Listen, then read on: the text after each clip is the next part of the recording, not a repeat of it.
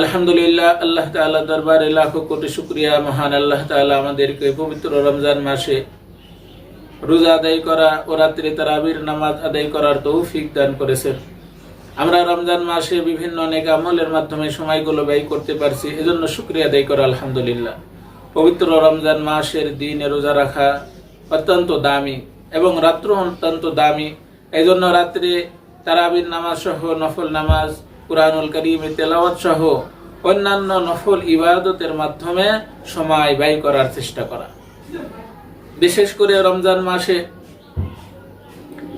শেষ রাত্রে আমরা সাহারি খাওয়ার জন্য উঠি, তবে শেষ রাত্রে সাহারি খাওয়ার যে শেষ সময়, তাহাজ্জুদের নামাজেরও শেষ সময় সেটাই। এজন্য আমরা শেষ রাত্রে সাহারি খাওয়ার জন্য তো হাত মুখ ধুয়ে ফেলি। আমরা যদি পবিত্রতা অর্জনের নিয়তে ওযু করে নিই, তাহলে আলহামদুলিল্লাহ তখন 2-4 রাকাত তাহাজ্জুদের নামাজ পড়া যায়। আর তাহাজ্জুদের নামাজ অত্যন্ত দামি।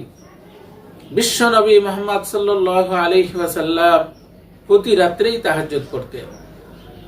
নবী সাল্লাল্লাহু আলাইহি ওয়াসাল্লামের উপর কিছু বাড়তি আমল ছিল, তার মধ্য থেকে একটি হলো তাহাজ্জুদ। এটা অত্যন্ত দামি নামাজ। তাই আমরা নবীর উম্মত, আমাদের উচিত হলো নবীর এই সুন্নত বছরের অন্যান্য মাসে পরিপূর্ণ পালন না করতে পারলেও যেন রমজান মাসে এই আমলটা আমরা করতে পারি। এবং রমজান মাসে আমলটা করা অনেক সহজ।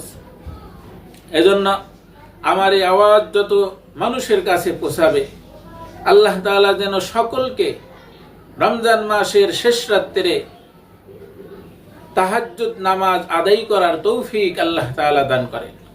রমজান মাসের একটা রাতেও যেন আমরা তাহাজ্জুদ না ছাড়ি, প্রতিটা রাত্রে যেন আমরা তাহাজ্জুদের নামাজ পড়তে পারি। আল্লাহ তাআলা সকলকে তৌফিক দান